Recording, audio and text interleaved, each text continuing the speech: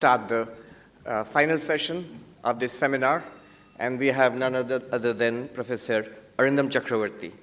So we are all in for a treat, and it's my privilege to introduce Professor Chakrabarti. Arindam Chakrabarti was trained in Western mathematical logic and classical Indian Nyaya logic and epistemology, and in 20th century British philosophy of language in Kolkata and Oxford. He did his DPhil at Oxford University on singular negative existentials and fictional discourse under the supervision of Sir Michael Dummett and Sir Peter Strawson.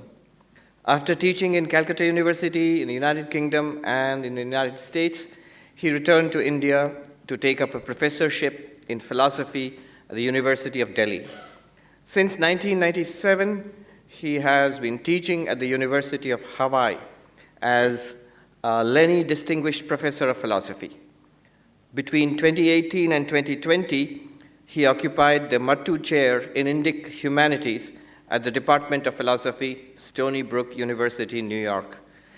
I still remember the spectacular and, as usual, brilliant opening lecture. It was so well attended. I mean, for me also personally, it was unforgettable.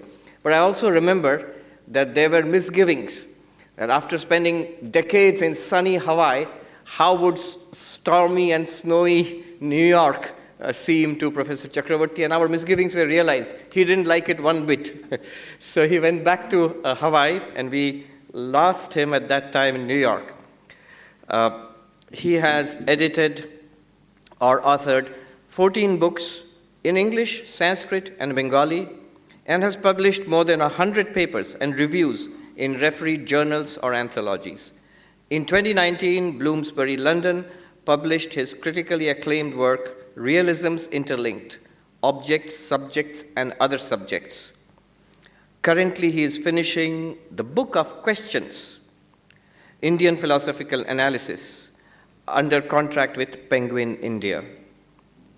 And it brings a smile to my lips because just a few months ago, I was in Calgary in the Banff National Park, very high up, thousands of feet up, with a small group of people who had invited me. Suddenly I got a phone call, and it was Professor Chakrabarti that I want to talk to you about questions. And he did talk to me for more than 1 hour about what is a question. And now I realize the link. A monograph on the moral psychology of emotions and an introductory monograph on Buddhist philosophy is in the pipeline. From January 2024, just this week, he is a professor of philosophy at Ashoka University in Panipat, Hariyana. But this is just a formal bio. It doesn't say anything about the person. Some of you know him very closely, many of them more than I do. But I can only speak of my impressions. He loves monks, and monks love him back, and he likes staying in ashrams. And so I had the privilege of hosting him a couple of times at the Vedanta Society of New York. Of course, he's visited that Vedanta Society long before I went there. But he stayed with us for short periods on a couple of occasions. And it was a treat for me and for all concerned. He's a brilliant conversationalist. You could spend hours and hours listening to him. It's peppered with extraordinary insights, philosophy, Western and Indian philosophy, and the whole range of Nyaya, Buddhism, Vedanta, but not just philosophy. There were people who came from different walks of life, devotees visiting the ashram, and they were all enchanted, spellbound. He's a great cook. He's an artist. He's a classical singer. I remember staying in the ashram with him is always something new is happening. Whether it's one day, I suddenly heard this low singing in the shrine. Nobody was there. In the darkness, there was Arindam Babu with the harmonium and singing by himself in the shrine. Another time, in the Vivekananda room upstairs, I still have that video of him. He wanted to demonstrate the Tibetan way of debate. They have almost stylized it into a dance, how you do the nigrahas and all of that. So He demonstrated it, and I took a video of it, which I still have. Or he went for a walk in Central Park and promptly got lost. He called me, I'm lost in Central Park. And at that time, I was new to New York too. And so I went out in search of him, leading somebody in the Vedanta Society to quip that we'll have to post a missing persons report. 2 missing persons, 1 monk and 1 philosopher lost in Central Park. That was Diane. So we are going to be treated to a treat, a philosophical treat, an intellectual feast. If you're thinking I'm too fulsome in my praise, you should hear some people, I cannot name them here, and it's bad form to keep on showering encomiums on somebody to their face. But some of the leading intellects in the world today have confided to me privately about how fortunate we are to have this person in Indian philosophy in our lifetime. So, without further delay, Arindam Chakrabarti.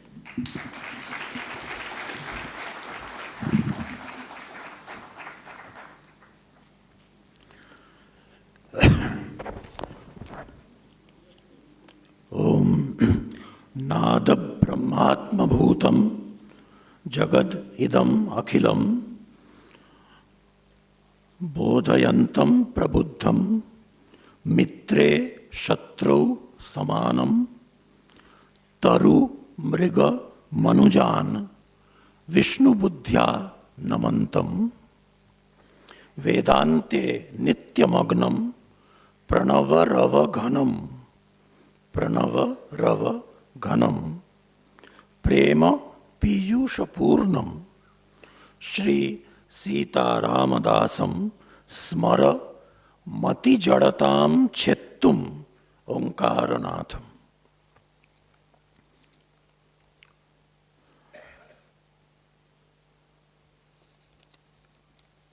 David Hume,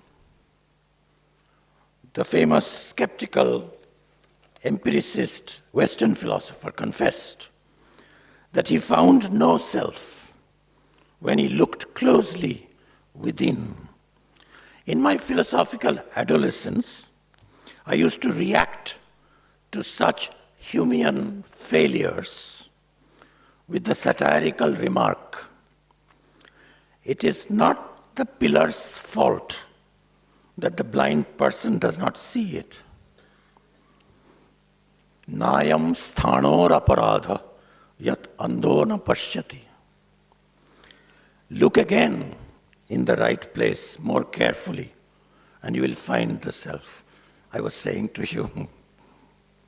But as I grew older, I noticed that Hume's anupalabdhi,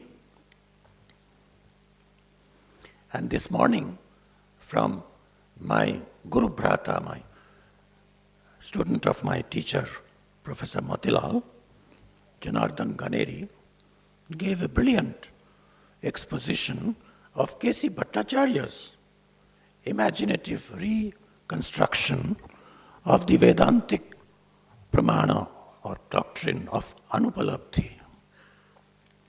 Hume's anupalabdhi perfectly matched the concept of a not this, anidam, subjective consciousness.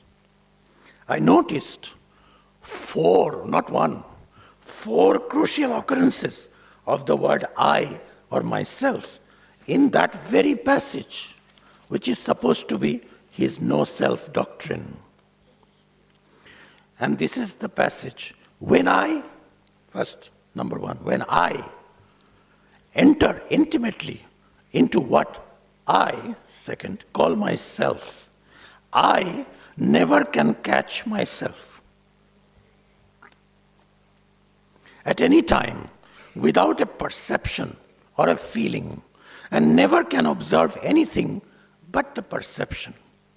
Of course, the self cannot be seen or found by anyone, because it is not an object, not a this thing.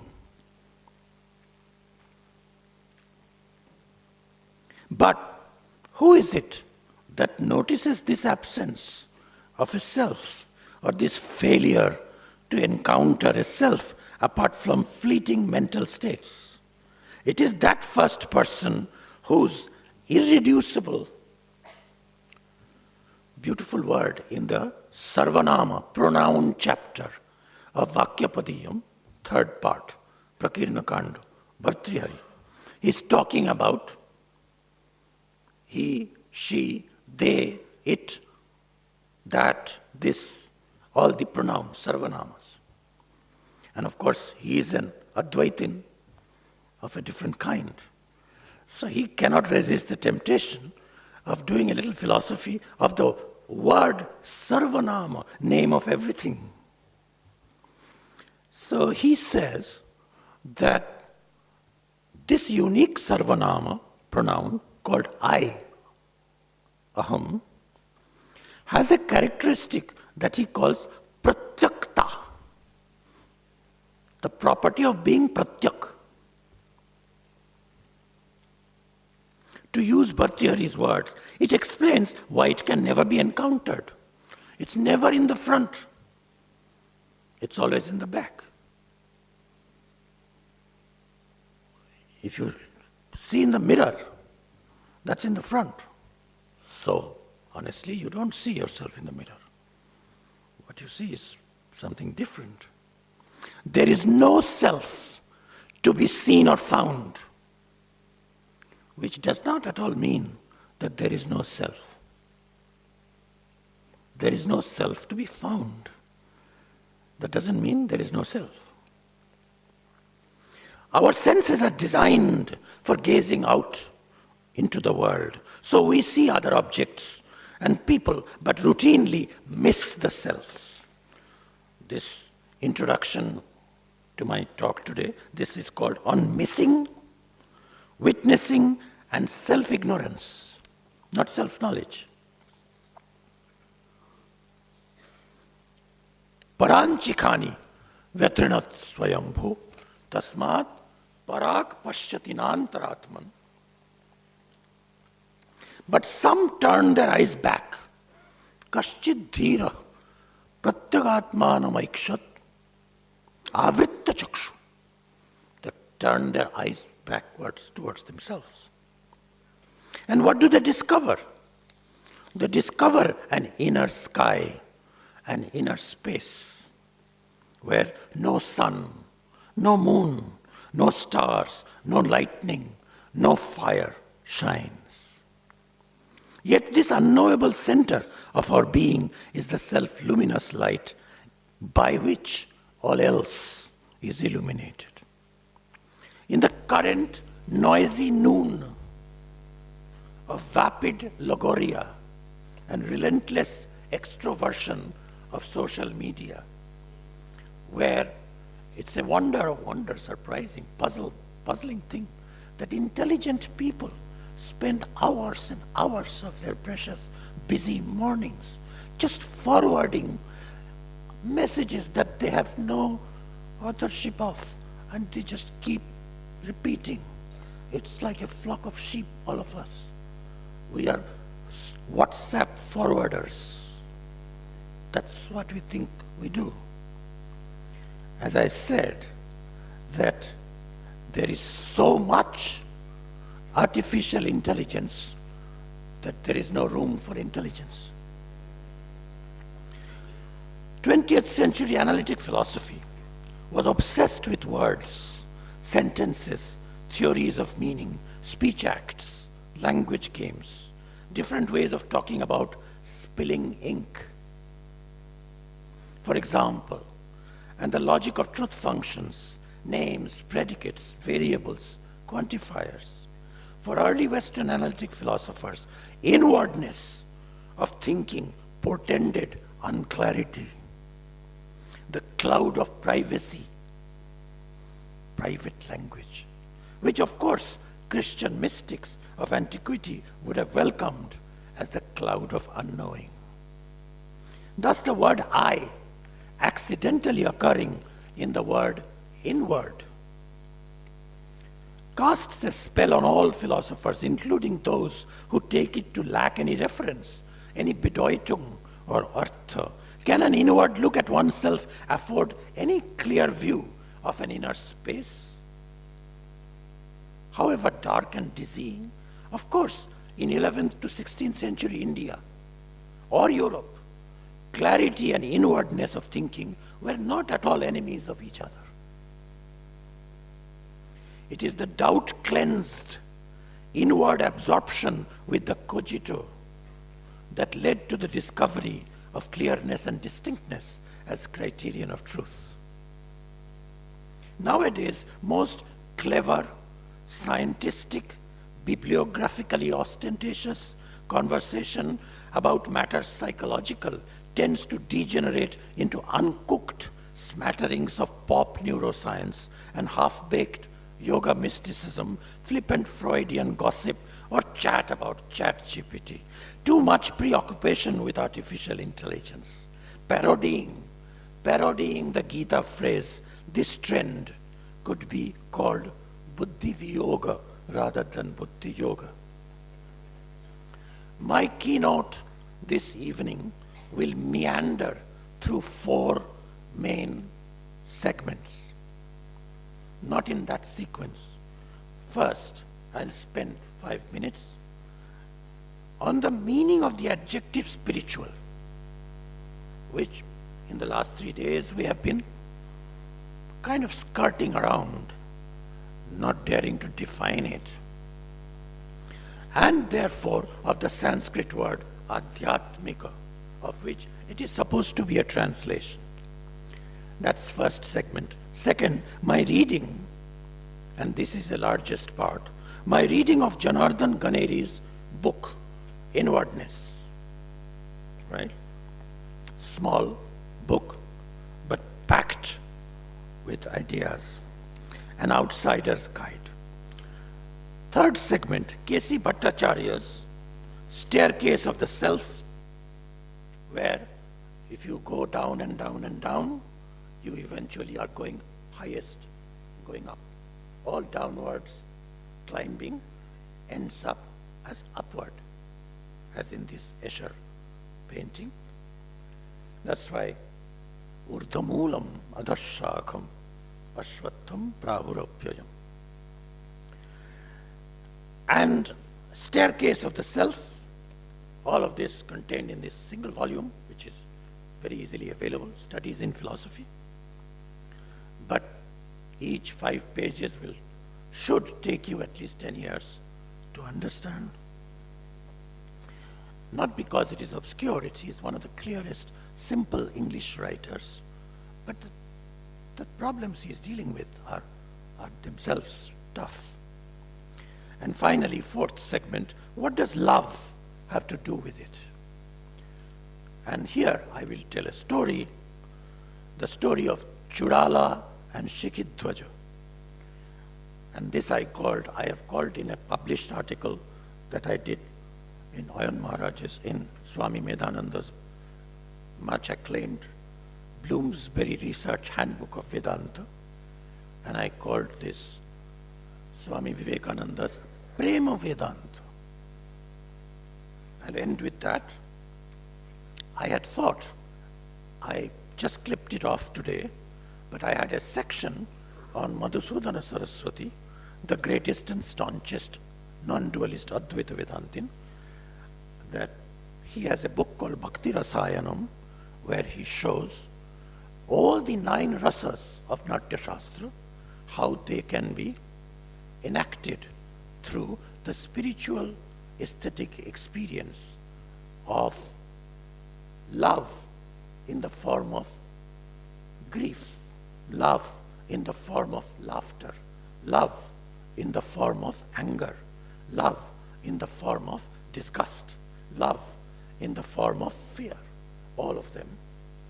And yet, in each of them, there is no duality. It's all non-dual. But I will not have time today to do that.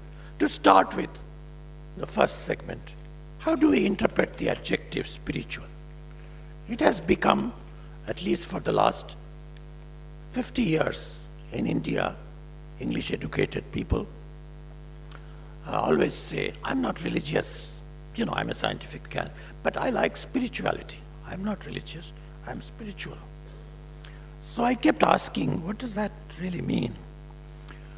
And very seriously, not cynically or jokingly, there can be Buddhist spirituality, there can be Jaina spirituality, there can be Vaishnava spirituality, there can be Tantric spirituality, and in the extreme end of all of this, there can be Osho spirituality. And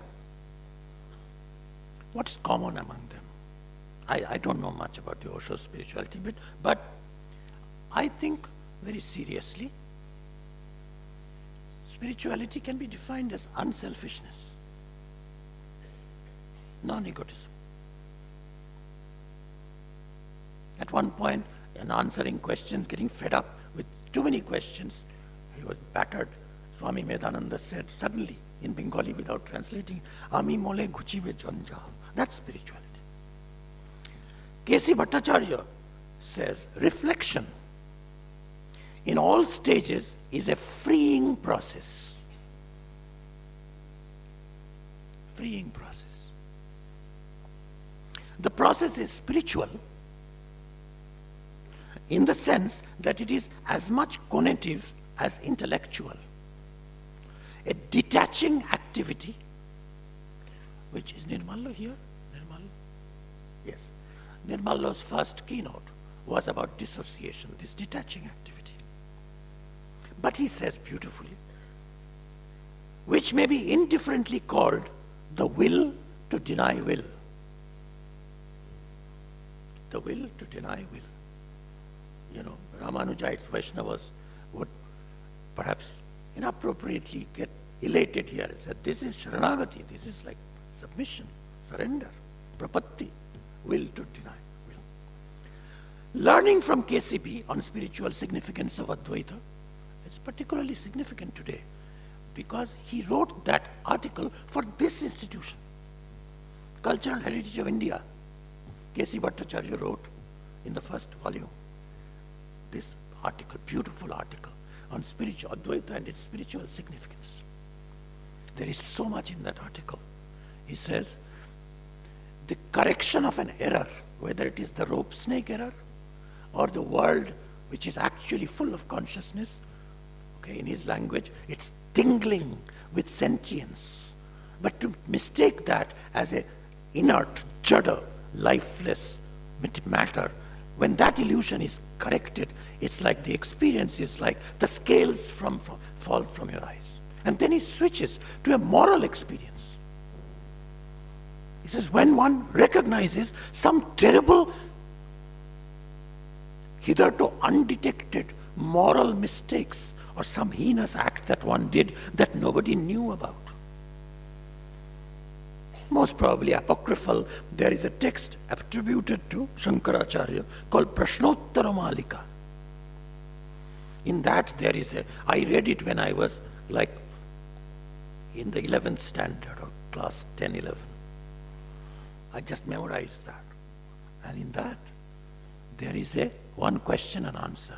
What is it that keeps stuck in your chest like a needle all your life?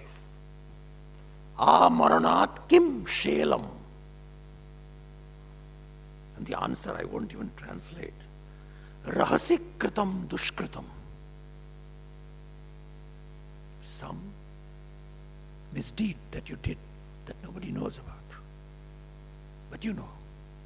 Sorry, KCB says that when that you recognize, then there is this feeling that, am I that person who did that? And in one hand, you have to admit continuity. Yes, I take responsibility. I was that. But also, you are regenerated, so you feel, I'm not that person. I'm somebody different. And he discusses this in that spiritual significance of Advaita Vedanta. People don't notice it so much. So, again, 4 pivots of spirituality from that article would be, I would say, it's a little bit of a reconstruction by me, something to count as spiritual, whether life or experience. It will be spiritual life, spiritual experience, spiritual practice. So these three words can be all qualified by the word spiritual. Practice, life, experience. Spiritual life, spiritual practice, spiritual experience. In order to have that, it should have four characteristics. It should be an unending project of trying to get deeper and deeper self-knowledge, which in practice and in moral character should be reflected as unselfishness. Secondly, will to give up the will, or by loving surrender to the world. Vishwam as Vishnu. First name in the Vishnu Sahasranama is the world. Vishwam Vishnur Vashatka.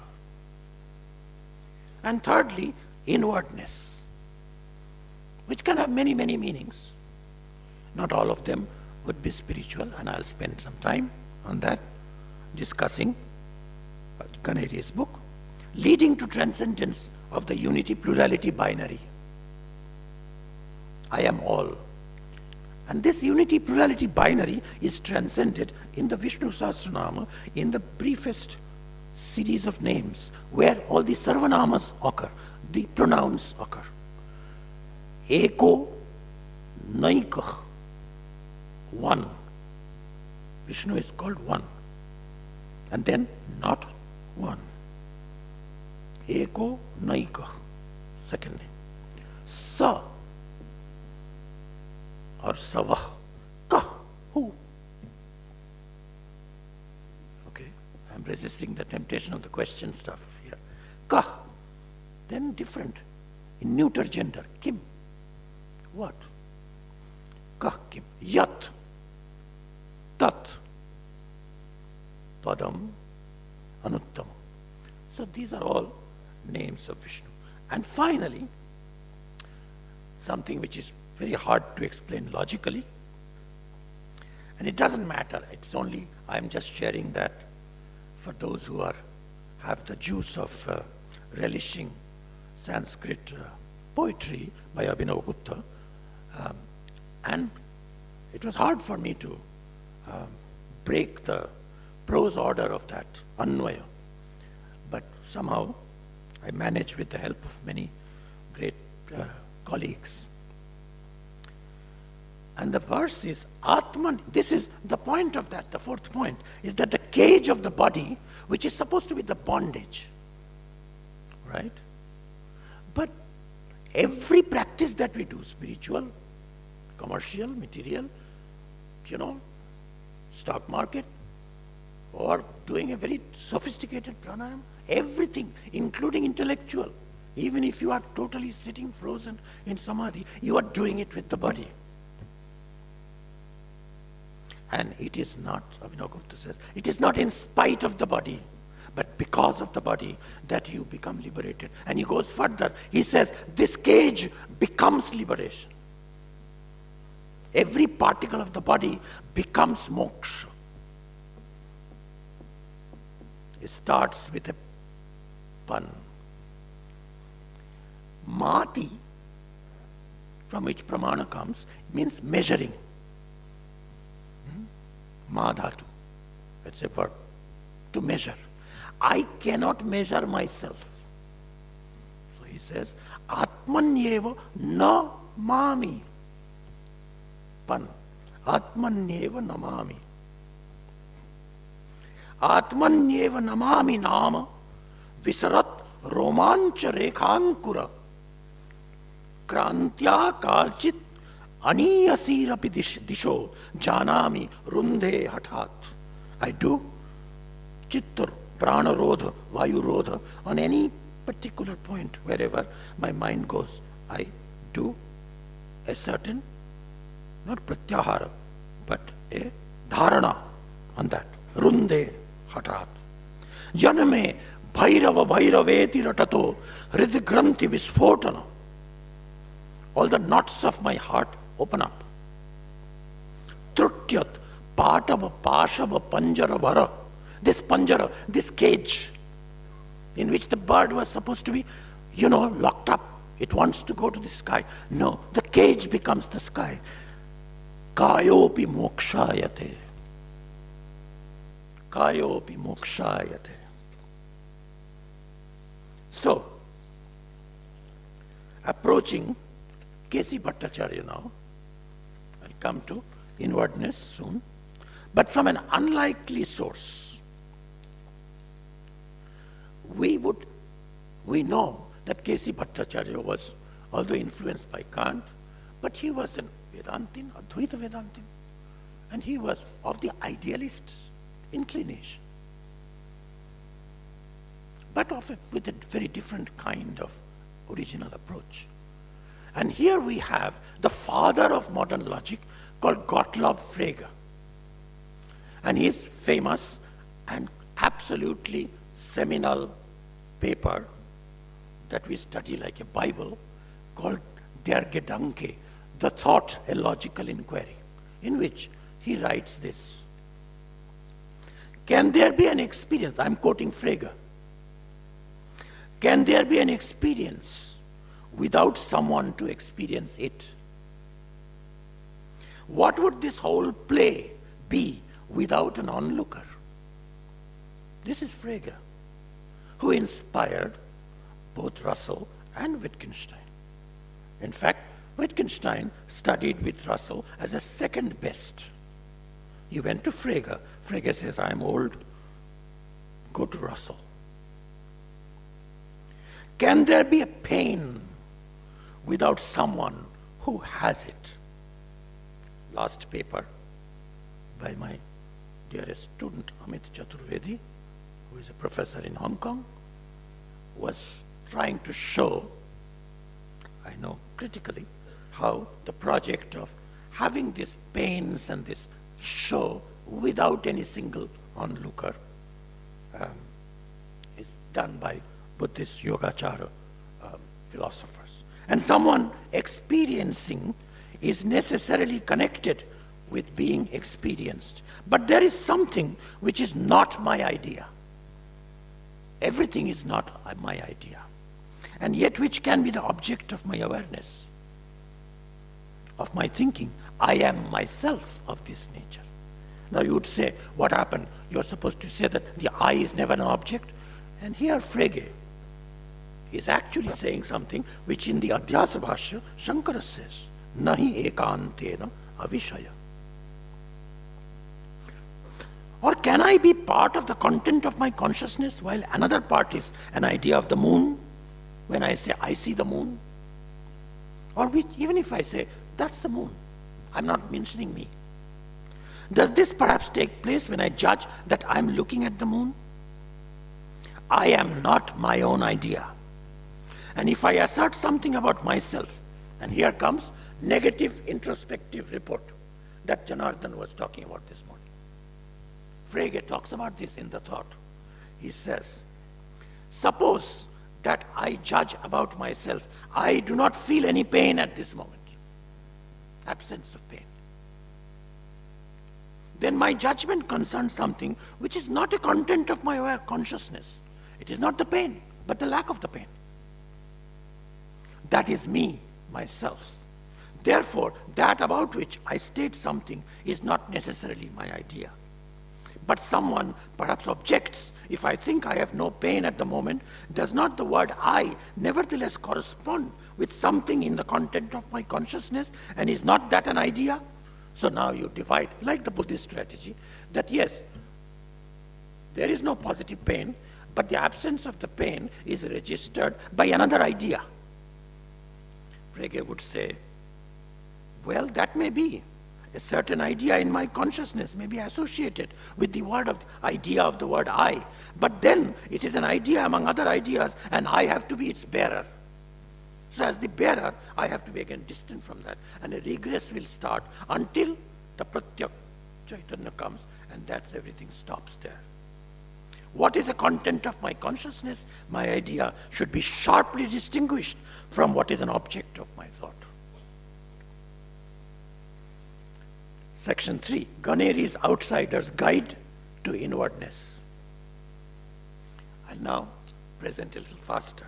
Janardhan Ganeri's relatively small, only 100 pages book on different philosophical methods and consequences of looking within draws us into a cosmopolitan yet profound philosophy of the self, transcends the continental analytic divide, albeit perspicaciously yet engagingly. It shows us how to be clear and contemplative, ruminating and rigorous. At the same time, to be contemplative is not to be cloudy-minded.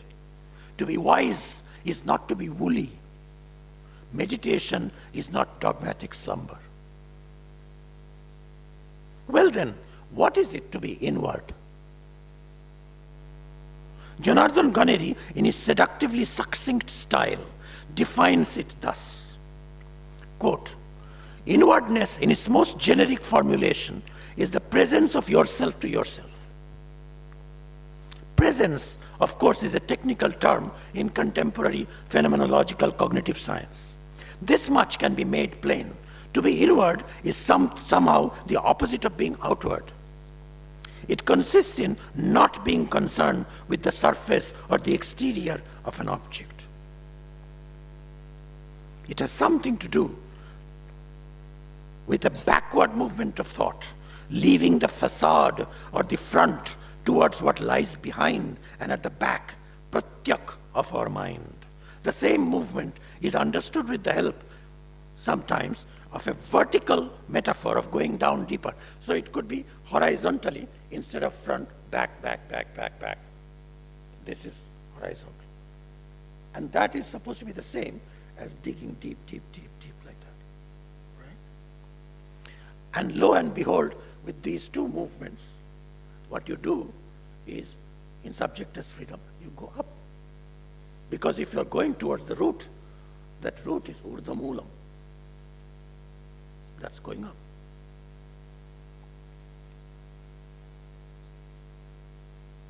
One could expect such an activity to be metaphorically analogous to unmasking and excavating, but unmasking at best reveals one face.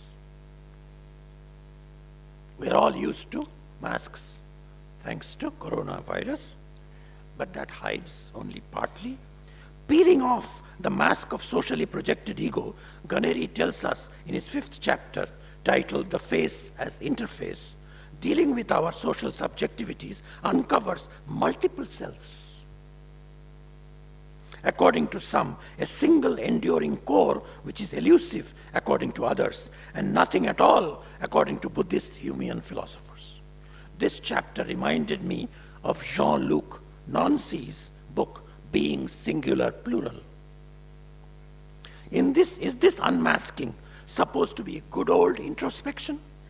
Some phenomenological distillation of the subjective experience of what it is like to be myself? Or is it a kind of meditation of the Buddhist or Orthodox Hindu Sankhya Yoga kind?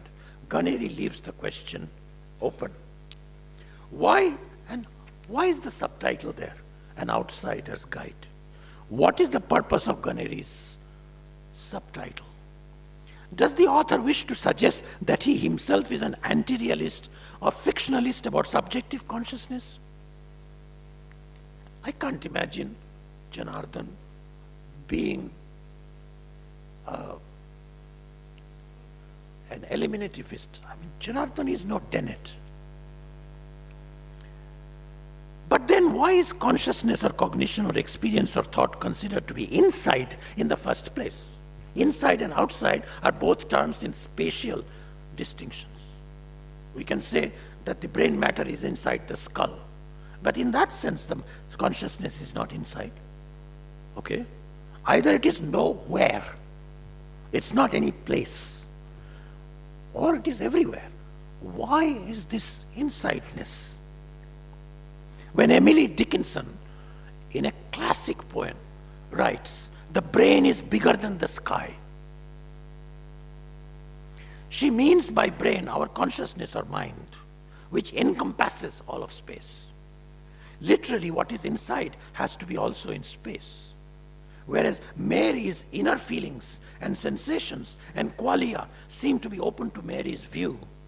For a realm which is announced to be a no-space world by Strawson, By all except the crassest eliminativist materialist, to use the inside-outside distinction seems odd. Goneri's subtitle is therefore somewhat confusing. Perhaps it is designed to intrigue and provoke. Even if turning inward is used metaphorically, how does the out-and-out spatial imagery, etc.? Now, switching from Ganeri to K.C. Bhattacharya back again, the stairs of the self, the feeling of not having a feeling. I used to be in love with somebody. I had a lot of anger about somebody. So one morning I get up, I find no anger. And I find no love also. Then I notice that absence. It's not an uncommon experience. It's such an awareness of wanting a feeling. Wanting is an interesting word. It can mean lacking, but it also means, what was that word that Jonathan quoted? Soliciting also. Wanting can mean needing, wanting. With whether sense enjoyment, aesthetic satisfaction, love, or inner serenity, which I lack. Is that lack itself a feeling? Is the lack felt and the feeling of lack distinguishable in such a feeling? Every desire involves a present feeling of not having something. Okay, in that sense, every desire involves imagination. That is targeting something absent, right? The rasagulla that I just put into my mouth, I cannot desire that. It would be, if you really visualize what would it be to desire that rasagulla, it would be quite an ugly sight. Right?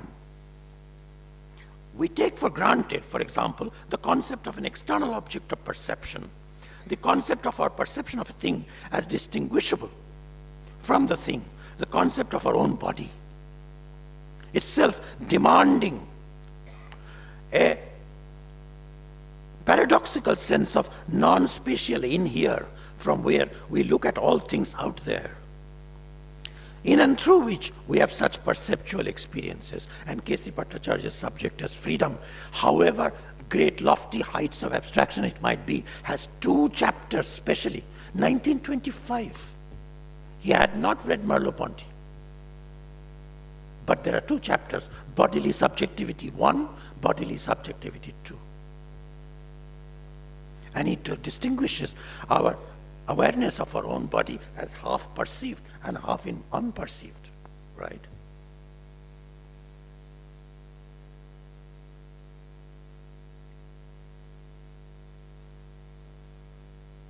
Now, the concept of what it is like to notice the disappearance of a feeling, even of a backache.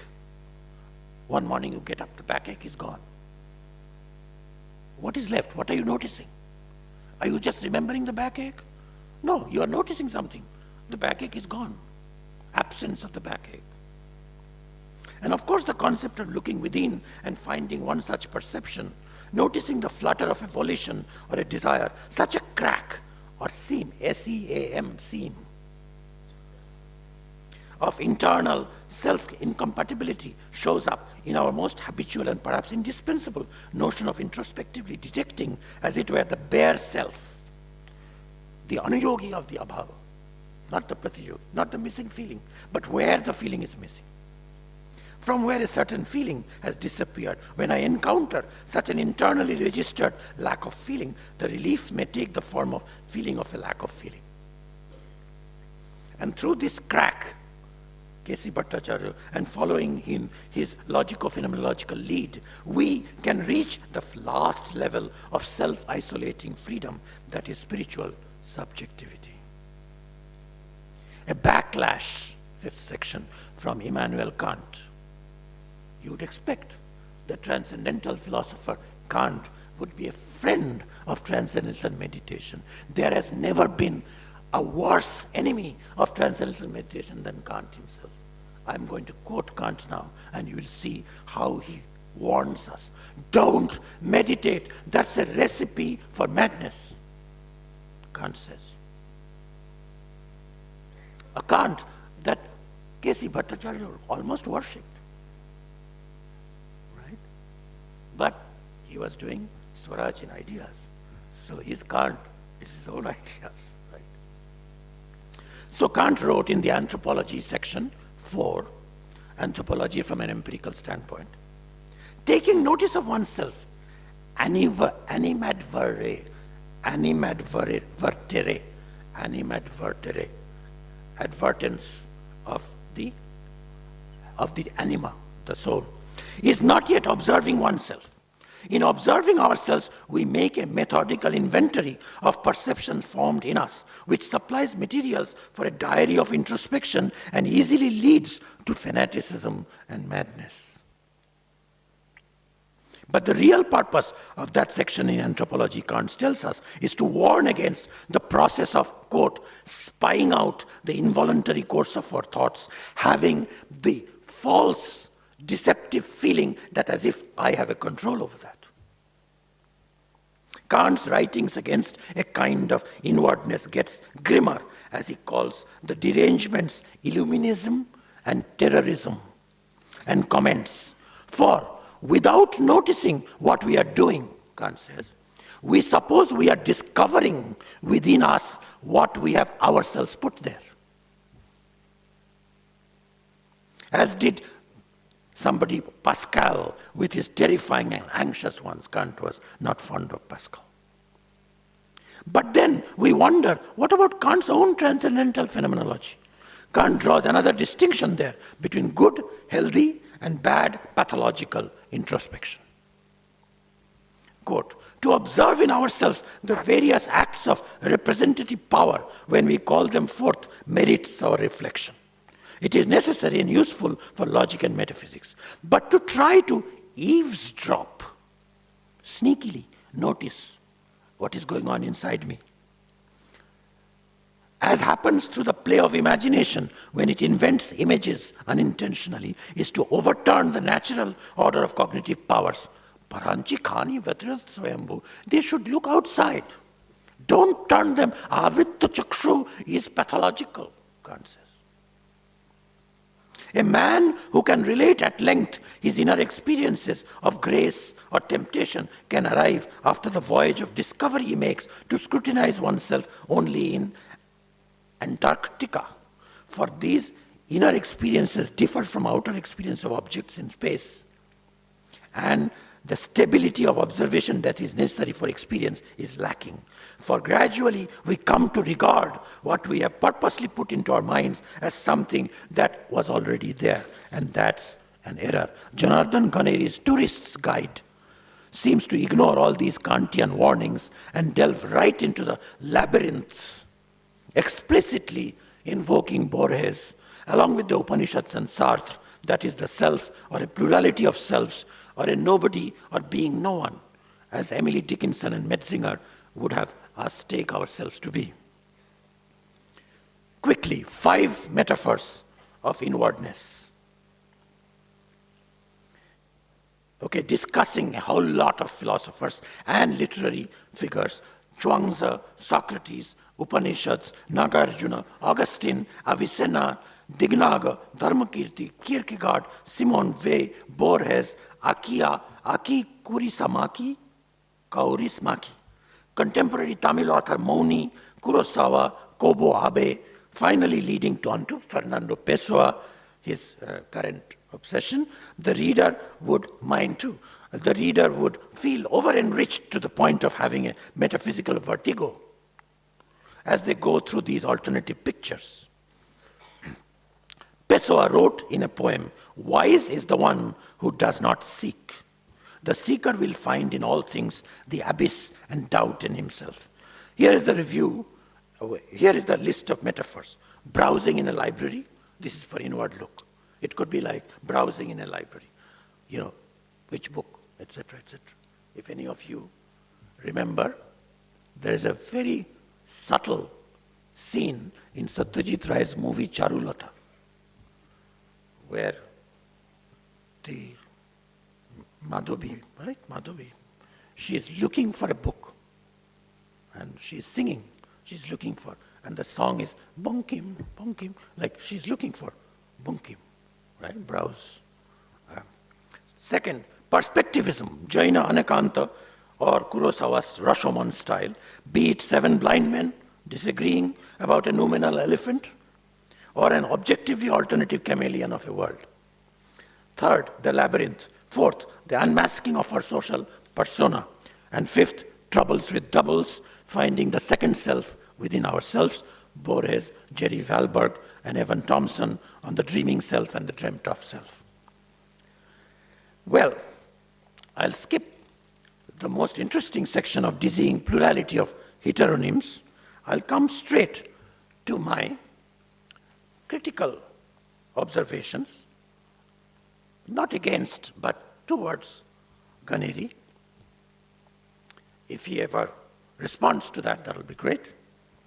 6 critical worries about Janardhan's inwardness.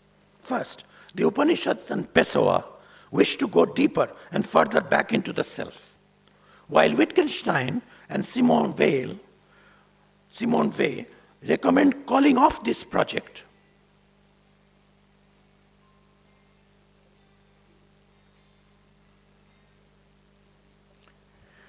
Upanishads and Pessoa wish to go deeper and further back into the self, while Wittgenstein and Simone Weil recommend calling off this project of inward inventory, simply engaging with others. It's not about your beetle in the box. Forget about yourself. Which way lie Ganeri's own sympathies? It's not clear at all. Second, does inward attention involve agency? This is something I'm sure he has an answer to, because he wrote a separate, much bigger book on attention, no self. How can attention be witness, reporter, and artist engineer at the same time? Third, how can destruction of the I, Simone Weil's project, and emptying of the person share a common agenda with Weil's waiting for God, or identifying with a cosmic Brahman self? Does Shantideva type radical selflessness sneakily lead us to a cosmo-psychic solipsism? Fourth, what if any, is the connection between the inwardness project and resting political freedom like Gandhi's Swaraj, freedom to change the world, alleviate others' suffering, and freedom from ignorance and suffering? Fifth, is it even possible to be bias-free? My youngest colleague in the Department of Philosophy, Hawaii, called Sean Smith, has this view that everything has to be sort of processed through our biases. Of course, I have the routine question, what about this view of yours that everything goes through biases? Is that a biased view? So, neither try, is it even possible to be bias-free? Neither try to experience the molecular structure of neurons, of nociceptors, which are responsible for our pain sensation, while looking directly at our pains, nor be guided by religious doctrinal enumerations from Patanjali's yoga or Meister Eckhart's mystical recipes or Buddhist compendia of the mind while conducting inward survey. I mean, can I just start from a clean slate and just plunge into looking within myself without any metaphysical bias? It's a genuine question. Sixth, can we count heteronymic experiments with the self, being many people, suggested by Pessoa as genuinely scientific experiments, since more than one single person cannot verify their truths? Like one who says, well, I have experimented being many people. I am one of those many people.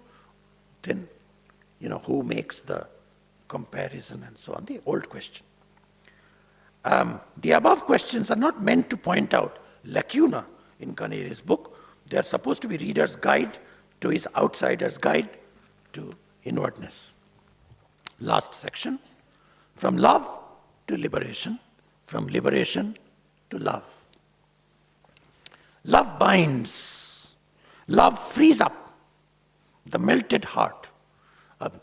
Madhusudana Saraswati's Bhakti Rasayana gives constantly the analogy of sealing wax, which hardens, but if you heat it up with the bhavas, then it melts. And in the melted sealing wax of heart, whatever impression falls, it becomes steady. And so he gives that analogy to understand how nididhyasana works with the love heat as melting the heart.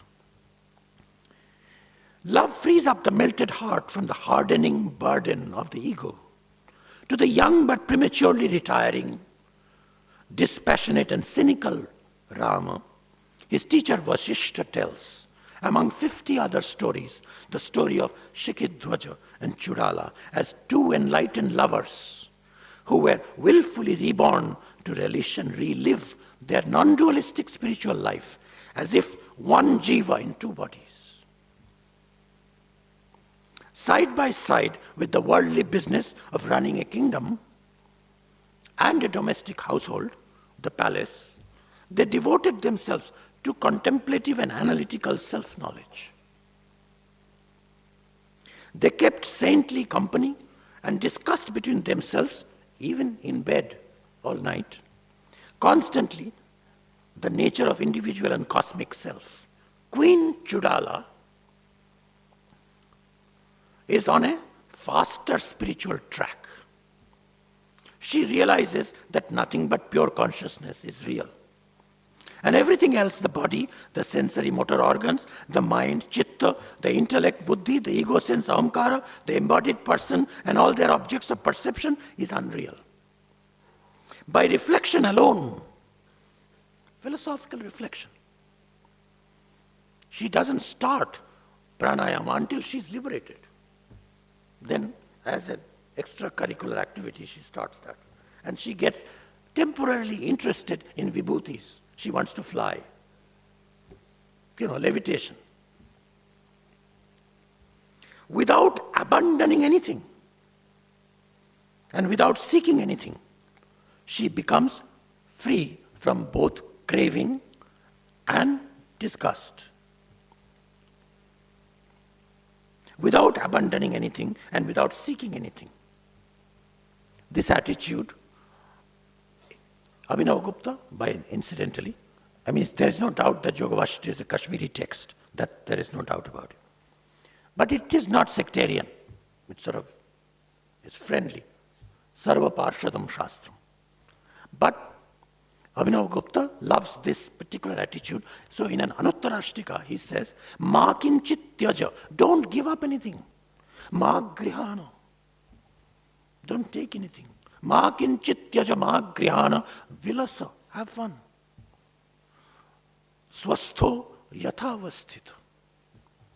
As you are, in every situation.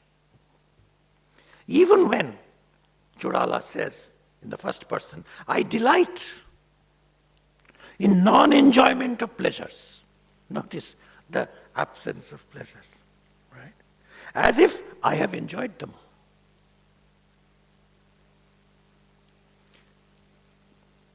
The harsh truth about human relationships is that people feel their love, people who have lived together for a long time, only when they miss, when they are in separation.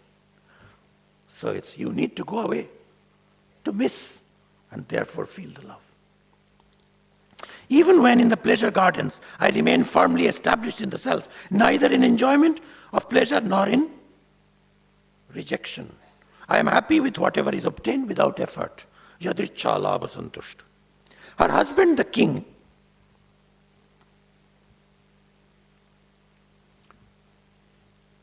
with your permission, Freud has a big theory of how women suffer from penis envy. Shikhidhwaja suffers from liberation envy. So how come you get liberated before me? You know much less scripture. And he says, she neither actively seeks out nor turns away from worldly. So dissatisfied with his own spiritual slow progress, Shikhidhwaja goes into the forest. Sneakily, he leaves home to live the life of an ascetic and engage in austerities. Right? This is what Brahmins, non-Brahmins, Westerners, Indians, Buddha, everybody have done, in a certain, to live, right? And engage in austerities for 18 years, while Chudala stays behind and governs the kingdom. He has renounced the kingdom and developed viveka and dispassion, vairagya, but remains attached to the thought of renunciation himself. After 18 years are up, Chudala, using her yogic powers, sees that the king is prepared for having a guru. Knowing he will not accept her as a teacher, she, in a yogic way, assumes the persona of a man called Kumbha. And Kumbha is very wise. And Shikidwaja is immediately in the forest. He takes to Kumbha and says, "Oh, I will learn from you." He doesn't know that that is Chudala.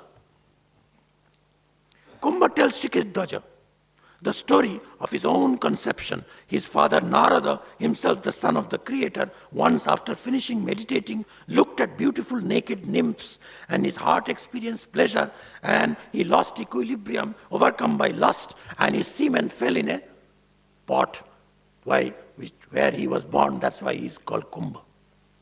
Typical Indian Purana story of the sort of seminal origin of Brahmin wisdom. All beings in the three worlds, including the gods in heaven, have a body that is subject to two forces, whether one is ignorant or one is wise. One is embodied, the body is subject to happiness and unhappiness, pleasure and pain. Such is nature. Shikidwaja swallows all the wisdom that he gets from Kumbha.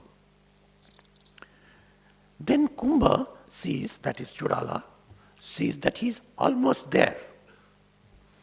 So then he does the last test. Kumbha starts talking about, well, I am now an ascetic, but I used to have a beautiful, beloved woman that I fell in love with. And her name was Madanika, named after the Cupid, Madana, Madanika. Great descriptions in Yoga Vasishta of this. And the king, as he hears it, all his devotion for the Guru turns into a certain attraction towards this Madanika. Chudala appears at night as Madanika, at daytime as Kumbha. And then, as Madanika, he says, although I am committed to Kumbha, but Shikidwaja, you are younger, I am attracted to you. So they arrange a love tryst. And then Shikidwaja is waiting in that, and he sees that Madanika is actually sleeping, lying with Kumbha. And he gets supposed to be jealous. So then Kumbha asks, are you jealous? And Shikidwaja says, not really. Since I love her, whatever she likes, that's okay. And then Chudala exposes herself and says, I am all of these.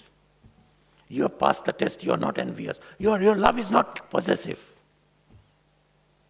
So and here I want to share from this great library, the original text. So, when Shikidwaja realizes that he's completely liberated, and he realizes that the bodies are only creating difference, but same consciousness between both of them, he extends his hand, and it says, Samadhi virato. At will they can go into Samadhi. But coming out of the Samadhi, virato, both of them, harsha vikasina nayanam bhuja, visarya tarasa bahu, quickly, he extends his hands, both of them. And then, galadangam ghanasneham munchad vashpam, they cry, and their eyes are tearful of happiness. Alilinga, they make an embrace.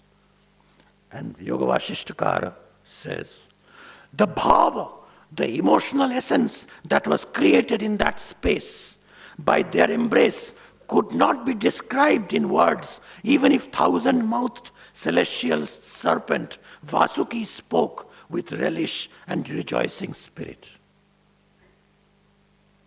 The Sanskrit is inimitable. Tayor alingane tasming statra bhavo babhuva yah. Yo bhavo babhuva. Nasa vasuki juvhabir vaktum harshena shakyate. And what did they do? They embraced each other. Okay? In the most visceral way. And every pore of every hair of their body was dazzling with the knowledge of oneness. That's what this says. But they were entangled, entwined like two mongoose embracing each other. Nakulam, nakula, nakulimiva. And what is there? Just in the beginning of the night, this is after they live for quite a few years. And both of them say together, idam sukham neti na sukham. This is happiness, that's not happiness. Iti mithune kshayam agate. This binary has now gone. Samameva pade shante. We are equal in pain and pleasure. Tishtamiha yatha sukham. Okay? So that's how their love ends. Love of all that lives. There was a paper, which apparently I missed the last of it, controversial in this conference, but I fully agree with that, the spirit of that paper. But the question was, is this love eros or is this agape? Because Churalas says, every living being is identical with me, the same consciousness, cosmic consciousness. So when I love you, I love the world. Right? But it is a kind of aesthetics of Advaitic bhakti, because Madhusudana's Bhakti Rasayana makes this Advaitic bhakti clear. In fact, in vernacular languages, you can see this kind of extreme Advaita expressed by love of one's teacher in Gyaneshwari Gita. His elder brother, Gyaneshwara's, Nivrittinath was his guru. And in the 13th chapter, there is a list of virtues. Acharyopasanam shaucham. Under Acharyopasanam, there are 15 pages of what I would like to do to worship, lovingly worship my teacher. Right? Because he and I are the same. But it is not Aham Brahmasmi. It is only Tvam, Tvam, Tvam. So listen to Vivekananda's ultimate spiritual experience. Listen, friend. This is from the poem Shakhar Prati to a friend. Listen, friend, I will speak my heart to thee. I leave it to Atmapriyanandaji to tell us who this friend is. Listen, friend, I will speak my heart to thee. I have found in my life this truth supreme, buffeted by waves in this whirl of life. There is on one ferry, one boat that takes across the sea of troubles. Formulas of worship, control of breath, science, philosophy, systems varied, relinquishment, renunciation, possession, and the like, all these are delusions of the mind. Tyag, bhog, pranayam, mantra, tantra, buddhir, vibram. Prem, prem, ei matrasar. Love, love, that's the one thing, the soul treasure. This is the juicy side that I promised on my title. in Jiva and Brahman, in man and God, in ghosts and wraiths, and spirits and so forth, in devatas, gods, in beasts and birds, insects and worms. This prema dwells in the heart of all. There was a small pebbled path from old 13th, 12th, 13th century in Oxford, just which led to the philosophy sub-faculty. I hear that all of that has changed now. And that was between university, college and school, examination schools. And that lane was called Logic Lane. I don't know, Janardhan, is Logic Lane still there? There was a small lane. And it always reminded me of a poem by Kabir, a song, which talks about not the lane of logic, but the lane of love. I don't need to translate it, but it went like this, the Kabir poem. जब मैं था, तब तू नहीं. As long as I was there, you were not there. जब तुम आया, नहीं मैं. I have disappeared because you have come. Prem Gali, that lane of love, Ati Sakari, too narrow. Dono yahan na samaye. There is no place of two here. And that's why this is my 10th section. So, with a little bit of license of free interpretation, I would say, what is the 10th? Dashamas Tvamasi. So, jo kuch hai, sab tu hi hai. Although in that original, Tvamasi means oneself. But I am not, you are the 10th. So, jo kuch hai, whatever is there, is you. Thank you.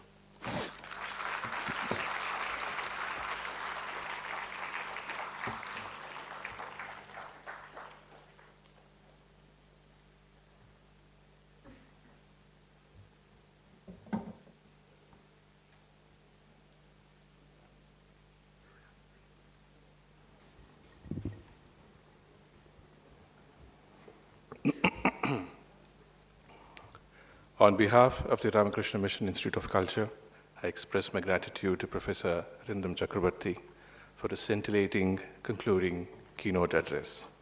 The professor has delivered numerous lectures from this platform, and it's no surprise that he draws a gathering which holds him in high esteem due to his erudition, creative perspectives, and his enthusiasm in conveying them in a language understandable to most. I also extend my thanks to revered Swami Sarvapriyanji Maharaj for formally introducing him in this concluding session. Thank you once again to both of you. So we have reached the end of what I consider a very special seminar. It is time for me to express gratitude to those who have played a part in this success. I'm grateful to the Secretary of the Institute, revered Swami Suparnanji Maharaj, for his guidance and for allowing us a free rein in formulating and designing the seminar. My pranams and greetings to all the monks in the audience, especially revered Swami Atmapriyanji Maharaj, who has always taken a keen interest in the seminars conducted and organized by this institute. We greatly value his inputs and endeavor to accommodate them. I had mentioned earlier that this seminar is special for us for a couple of reasons. Firstly, it is rare in India to have Swami Sarvapriyanji Maharaj and Swami Medhanandaji Maharaj participate in a seminar together. Secondly, to the best of my knowledge, this is the first time that the number of overseas delegates surpasses those from India. I believe, due to these reasons, the number of registrants for this seminar has doubled from previous years. This undoubtedly is due to the relentless efforts and reach of Swami Medhanandaji and Professor Anand Vaidya, who incidentally is celebrating his birthday today. Therefore, I extend my warm wishes to the professor for a happy birthday and hope that his treatment is both effective and tolerable. I am at a loss for words to convey my deep gratitude to all the delegates for attending and accommodating this program in their busy schedules. Many of them are renowned scholars, and we feel fortunate to listen to their expositions of intricate philosophical concepts. I hope their stay here has been largely comfortable, but I'm sure that there would have been inconveniences they had to endure, for which I'm truly indebted. My sincere thanks to each one of you. This institute, and particularly I, am immensely grateful to Swami Medhanandaji, who has been in the thick of things throughout the seminar. Personally, it has been an enriching experience and a privilege to interact with him. Maharaj, thank you very much. I would like to thank the departmental heads of hospitality and maintenance, the staff as well as the staff of the Center of Indological Studies and Research for their ready cooperation and putting the shoulders to the wheel. A special thanks to Sri Basudev Adhikari for single-handedly managing the in-person registrations, Sri Jeeban Acharya for logistical support, and Sri Chandrasekhar Mal for the arrangement of transport. Finally, I express my gratitude to the audience for their participation in the seminar, for posing, in general, intriguing questions during the question and answer sessions, and for cooperating with us at all times. Holy Mother, Sri Sharada Devi, whose birthday we celebrated yesterday according to the Hindu calendar, had this remarkable thing to say about Sri Ramakrishna. The Master did not come to destroy anything. He came only to fulfill. I'm sure the seminar has brought about some amount of fulfillment in the minds of its listeners and has provided enough fodder for constructive thought and engagement. Before we conclude, I would like to make an announcement regarding a workshop that we have organized from 15th to 22nd January. Its theme is the relevance of Indian philosophy to contemporary Western philosophy, a new paradigm of philosophy. This will be directed by Dr. Jail Shaw, attached to the Victoria University of Wellington, New Zealand. It will be held from the 15th to the 22nd of January. So we shall now conclude. Priyatam Pundari Kakshaha Sarvayagneshwaro Harihi Tasmin Stushte Jagat Tushtam Prinite Prinitam Jagat Harihi Om Tat Sat Shri Ramakrishna Arpanamastu. Thank you very much. Thank you all.